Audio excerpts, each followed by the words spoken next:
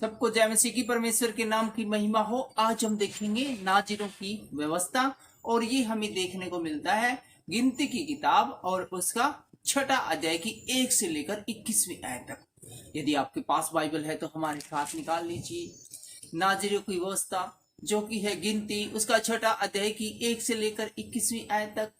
फिर यहोवा ने मूसा से कहा, इजरायलियों से कहे कि जब कोई पुरुष या स्त्री नाजिर की मन्नत अर्थात अपने को यहोवा के लिए न्यारा करने की विशेष मन्नत माने, तब वह दाख मधु आदि मदिरा से अलग रहे। ये पवित्र कार्य करने से पहले, मन्नत मांगने से पहले ही दारू से, शराब से, इनसे अलग रहने के लिए कहा गया है। वह न दाख मधु और न मदिरा का सिरका पिए, यानी कि दारू और बियर वगैरह इस प्रकार की चीजें न पिए, और न दाख का कुछ रस भी पिए, यहाँ तक कि अंगूर का दाख भी नहीं खाना है। और आगे कहते हैं वरन दाख न खाए, चाहे हरी हो चाहे सूखी, अर्थात अंगूर और दाख है वो नहीं खाने हैं। हरी दाख मतलब अंगूर। जितने दिन वह न्यारा रहे उतने दिन वह बीज में से छिलके तक जो कुछ दाखला से उत्पन्न होता है उसमें से कुछ न खाए। अंगूर और अंगूर की बनी चीजें हैं, जितने भी दिन है वो यहोवा के लिए अलग रहे, नाजिर बनकर रहे और एक प्रकार से अलग परमेश्वर के एक अलग वातावरण में रहे, परमेश्वर से प्रार्थना करने के लिए। इतने दिन तक उस बंदे को है अंगूर और उससे संबंधित किसी भी वस्तु को नहीं खाना है। और 5वीं आयत बताती है, फिर जितने दिन उसने न्यारे रहने की मन्नत मानी हो उतने दिन तक वह अपने सिर पर छुरा न फिराए। और जितने भी दिन वो अलग रहना चाहता है परमेश्वर के लिए उतने दिन तक बाल नहीं कटवाने हैं, छुरा नहीं फिरवाना है, गंजा नहीं होना है। और जब तक वे दिन पूरे न होले उनमें यह यहोवा के लिए न्यारा रहे, तब तक वह पवित्र ठहरेगा और अपने सिर के बालों को बढ़ाता रहे। और जितने भी दिनों तक किसी ने 2 साल तक परमेश्वर के लिए अलग रहने की कसम खाई है, वादा किया, परमेश्वर से मन्नत मानी है, तो 2 साल के लिए मानिए, 2 साल बाल नहीं कटाने हैं। और जितने दिन वह यहोवा के लिए न्यारे होते हैं तक किसी लोथ के पास भी नहीं जाना है, किसी लाश के पास है, किसी डेड बॉडी के पास भी उसको नहीं जाना है। चाहे उसका पिता माता या भाई या बहन भी मरे तो भी वह उसके कारण अशुद्ध न हो, क्योंकि अपने परमेश्वर के लिए न्यारा रहने का यही चिन्ह उसके सिर पर होगा। तो कितनी इंपॉर्टेंट बात बताई गई है। कोई भी मर जाए, चाहे उसके परिवार में मम्मी पापा भाई दादा दादी नाना नानी चाचा ताऊ पड़ोसी पड़ोसी यार दोस्त, चाहे पत्नी चाहे कोई भी हो, उसको जितने दिन तक वह न्यारा रहे उस दौरान यदि कोई किसी की मृत्यु हो जाती है उसके प्रिय की, तो लोथ के पास अर्थात डेड बॉडी के पास उसको नहीं जाना है और अपने आप को परमेश्वर के लिए शुद्ध रखना है।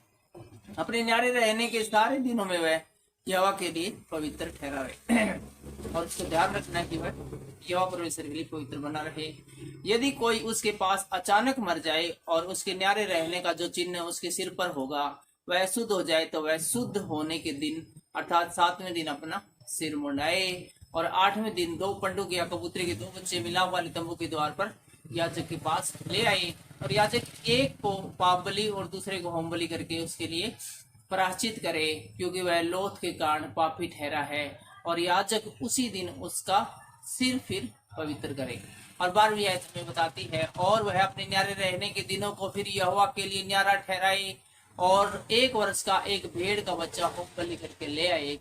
और जो दिन इससे पहले बीत गए हो वे व्यर्थ गिने जाएंगे। बड़ी ही इंपॉर्टेंट बात करी गई है कि जितने भी, मान लो कोई 2 साल के लिए नाजिर रहने के लिए अलग किया गया और 1.5 साल तक उसने सफलतापूर्वक बिता दिए, लेकिन जैसी मिस्टेक यहाँ पर बताई गई है ऐसी हो जाए तो जो पहले जितने दिन थे वो सब के सब बेकार माने जाएंगे। गिनती है वो दोबारा से शुरू की जाएगी, क्योंकि उसके न्यारे रहने का यही चिन्ह अशुद्ध हो गया है।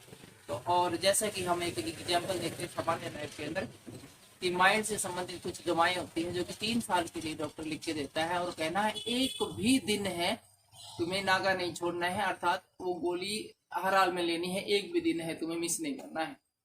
यदि एक भी दिन मिस हो गई तो पिछले दिन है वो 0 माने जाएंगे। तो यही बात यहाँ पर भी लागू हो रही है। हम आ गए हैं 13वीं आयत में, जहां इस प्रकार से लिख दिया गया है, फिर जब नाजिर के न्यारा रहने के दिन पूरे हो उस समय के लिए उसकी यही व्यवस्था है, अर्थात मिलाप वाले तंबू के द्वार पर पहुंचाया जाए और वह यहोवा के लिए होम बलि करके 1 वर्ष का एक निर्दोष भेड़ का बच्चा, पाप बलि करके 1 वर्ष की एक निर्दोष भेड़ की बच्ची, और मेल बलि के लिए एक निर्दोष मेढ़ा, और अखमीरी रोटी की टोकरियां अर्थात तेल से सने हुए मैदे के फुलके और तेल से चुपड़ी हुई अखमीरी पपड़ियां, और उन बलियों के अन्न बलि और अर्घ ये सब चढ़ावे समीप ले जाए। इन सब को याजक यहोवा के सामने पहुंचाकर उसके पाप बलि और होम बलि को चढ़ाए, और अखमीरी रोटी की टोकरी समेत मेढ़े को यहोवा के लिए मेल बलि करके और उस मेल बलि और अन्न बलि को अर्घ करके भी चढ़ाए। तब नाजिर अपने न्यारा रहने के चिन्ह वाले सिर को मिलाप वाले तंबू के द्वार पर मुंडाकर अपने बालों को उस आग पर डाल दे जो मेल बलि के नीचे होगी। फिर जब नाजिर अपने न्यारे रहने के चिन्ह वाले सिर को मुंडा चुके, तब याजक मेढे का पकाया हुआ कंधा और टोकरी में से एक अखमीरी रोटी और एक अखमीरी पपड़ी लेकर नाजिर के हाथों पर धर दे। और 20वीं आयत कहती है, और याजक इनको हिलाने की भेंट करके यहोवा के सामने हिलाए। हिलाई हुई छाती और हिलाई हुई जांग समेत ये याजक के लिए पवित्र ठहरे। इसके बाद वह नाजिर दाख मद्दू पीसकेगा।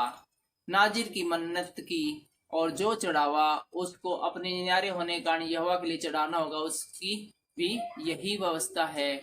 जो चढ़ावा अपनी पूंजी के अनुसार चढ़ा सके, उससे अधिक जैसी मन्नत उसने मानी हो वैसी अपने न्यारे रहने की व्यवस्था के अनुसार उसे करना होगा। तो आज के इस वीडियो में इतना ही। आपने इस वीडियो को पूरा देखा, परमेश्वर के वचन को वैल्यू दी, इसलिए परमेश्वर की ओर से आपको आशीष मिले, बरकत मिले। सबको जय मसीह की और जय हिंद।